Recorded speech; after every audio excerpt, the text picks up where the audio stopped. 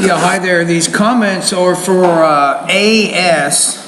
I'm just using abbreviations for privacy purposes, and I am Michael, the founder, owner, and the materials writer for all of your lessons at the 7-Step System to Pass the TOEFL IBT. You're also one of my students in the English language program here at California State University, San Bernardino, and you have completed the pronunciation post-test.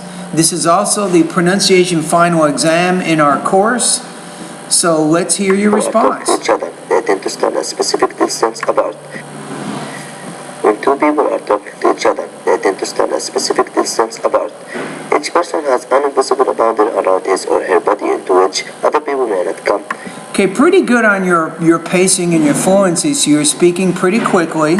If someone passes this boundary, he or she will feel uncomfortable and move away to increase the distance. The major exception is family members and other loved ones. Okay. This personal distance is not due to body odor or bad breath, but because closeness lends a sense of intimacy that is at odds with the relationship to the other individual. Now, one thing you can work on here, it's called blending. So let's take a look at a few words. So you have lends a sense of intimacy that is at odds with the relationship to the other individual. So sometimes, for example, in the word lens and then a, you want to blend and connect those sounds together. And you usually do blending within thought groups. Interestingly, the average personal distance varies from culture to culture. Now that varies, you have to pronounce that with a little more vibration.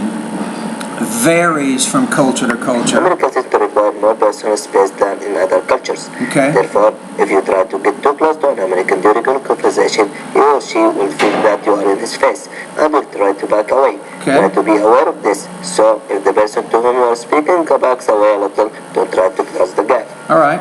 Also, try to avoid physical contact while you are speaking, since this may also lead to discomfort. Touching is a bit too intimate for casual acquaintances, so don't put your arm around his or her shoulder. Don't touch his or her face or hold his or her hand. Shaking hands when you initially meet or part is acceptable, but this is only momentary. Okay, for question number 1. Okay, so now you're answering 3 specific questions. This will help me understand more about your speaking and pronunciation of American English. My best friend, his name is Hisham, and he's important to me because he was my roommate for 3 years at college. Hisham, and okay. For question number 1, my best friend, his name is Hisham. I would just say my best friend. Not his name is, just say my best friend, apostrophe S, my best friend's name is.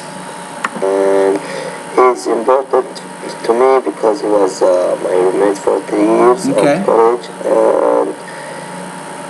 and I think he's my best friend because he paying my bill now back in Saudi Arabia, so he's my best friend.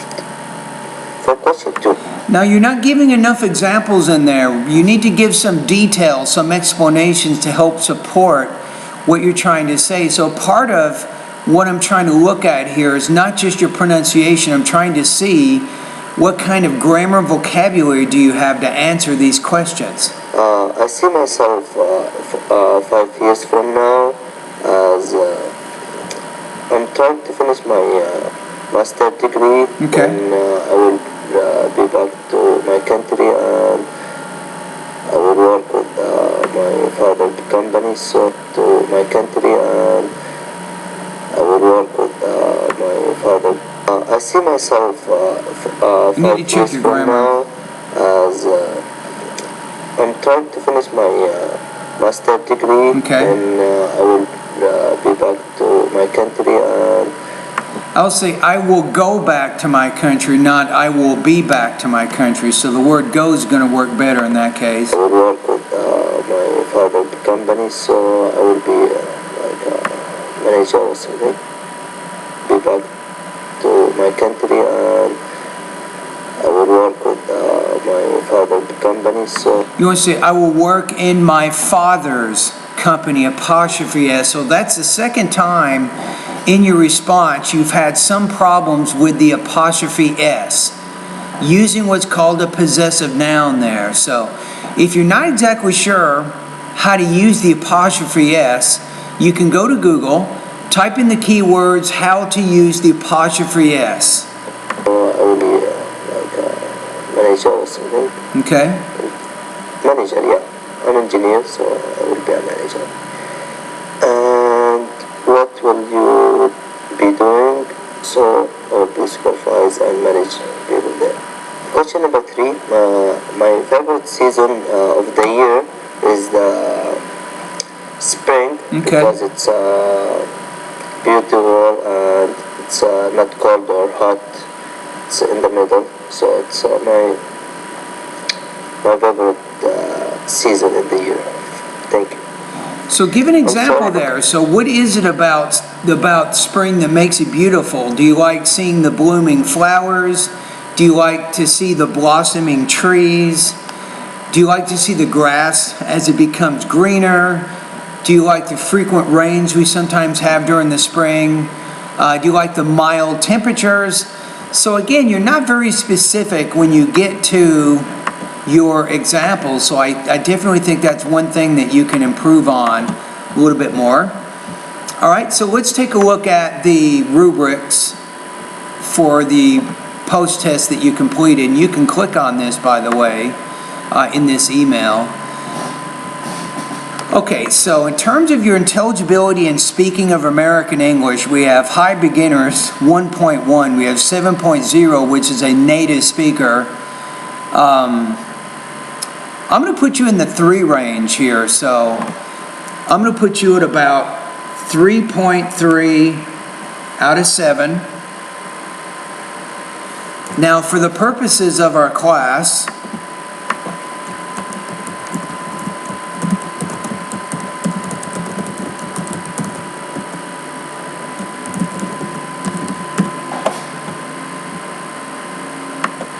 let's take a look at this. So I gave you 3.3.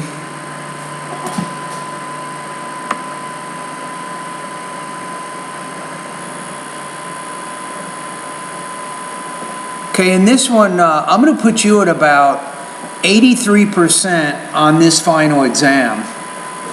So what do you do now?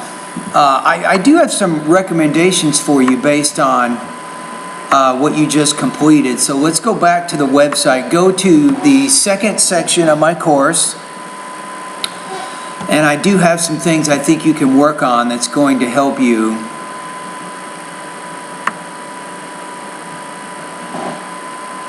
Okay, I think Speak Clearly lessons number 26, 27, and 28. This has to do with syllable division and grammatical word endings. I think you can definitely take a look at that. Also lessons 33 through 35, and this will help you with what's called sentence rhythm. You have the tendency to put almost equal stress on everything.